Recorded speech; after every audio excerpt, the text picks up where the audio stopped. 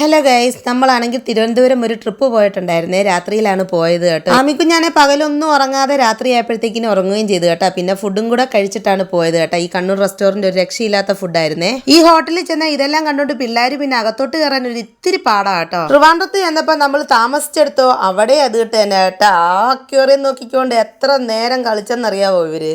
4 videos ആയിട്ടാണ് ഞാൻ post ചെയ്തേക്കുന്നത് കേട്ടോ. ആദ്യത്തെ വീഡിയോ ആണ് ഞാൻ എന്താവശ്യത്തിനാണ് പോയേക്കുന്നേ എന്നുള്ള വീഡിയോയും നമ്മളെല്ലാം കണ്ടിരിക്കേണ്ട ഒരു മന്ദിറും കൂടാണ് ഇത് കേട്ടോ. മന്ദിറെല്ലാം കണ്ട് അതെല്ലാം തൊഴുത് കഴിഞ്ഞ് നേരെ പോയത് പത്മനാഭസ്വാമി ക്ഷേത്രത്തിലായിരുന്നു. അത് കഴിഞ്ഞിട്ട് പിന്നെ പോയത് സൂവിലായിരുന്നു കേട്ടോ. അവസാനം പോയത് ശംഖുമുഖം ബീച്ചിലുമായിരുന്നു കേട്ടോ. ബീച്ചിലാണെങ്കിൽ നമ്മുടെ വിദ്യുക്കുട്ടൻ കാട്ടിക്കൂട്ടിയ കുസൃതികളെ പറ്റിയെല്ലാം ഞാൻ ആ വീഡിയോയിൽ ഡീറ്റെയിൽ ആയിട്ട് പറയുന്നുണ്ട്. എനിക്കാണെങ്കിൽ കടലിലോട്ട് എത്ര നോക്കി നിന്നാലും മതിയാവത്തില്ല കേട്ടോ. അങ്ങനെയുള്ളവരാരെങ്കിലും ഉണ്ടെങ്കിൽ ഒന്ന് കമന്റ് ചെയ്തേക്കണം.